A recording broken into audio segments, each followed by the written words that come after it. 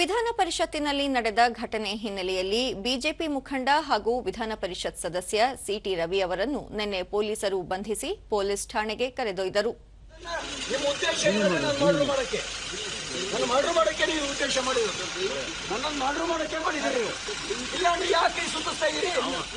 ಈ ಮಧ್ಯೆ city Ravi video ತುಣುಕಿನಲ್ಲಿ ಕಳೆದ ರಾತ್ರಿ ಖಾನಾಪುರ ಪೊಲೀಸ್ ಠಾಣೆಗೆ ಕರೆತಂದಿದ್ದು ತಮ್ಮ ಮೇಲೆ ಯಾವ ಮೊಕದ್ದಮೆಯನ್ನು ದಾಖಲು ಮಾಡಿದ್ದಾರೆ ಎನ್ನುವುದು ತಿಳಿದು ಬಂದಿಲ್ಲ, ತಾವು ಕೊಟ್ಟ ದೂರನ್ನು ಸ್ವೀಕರಿಸಿಲ್ಲ, ತಮ್ಮ ಜೀವಕ್ಕೆ ಅಪಾಯವಿದೆ, ತಮ್ಮ ವಿರುದ್ಧ ಸುಳ್ಳು ಸುದ್ದಿಯನ್ನು ಬಿಂಬಿಸಿ ಸುಳ್ಳು ಮೊಕದ್ದಮೆಯನ್ನು ಸಹ ದಾಖಲಿಸಲಾಗಿದೆ ಎಂದರು. ಝೀರೋ ಪ್ರಕರಣವನ್ನು ದಾಖಲಿಸಲು ಪೊಲೀಸರು ನಿರಾಕರಿಸಿದ್ದಾರೆ ಎಂದು ತಮ್ಮ ವಿಡಿಯೋ ತುಣುಕಿನಲ್ಲಿ ತಿಳಿಸಿದ್ದಾರೆ. ಜನಪ್ರತಿನಿಧಿಯಾಗಿ ಮಂತ್ರಿಯಾಗಿ ಕೆಲಸ ಮಾಡಿದವನು ನಾನು ಕೊಟ್ಟ ದೂರಿಗೆ ಝೀರೋ ಎಫ್ಐಆರ್ ರಿಜಿಸ್ಟರ್ ಮಾಡಿ ಅಂತ ಹೇಳಿದ್ರೆ ಮೀನಾಮೇಷ ಎಣಿಸ್ತಾ ಇದ್ದಾರೆ.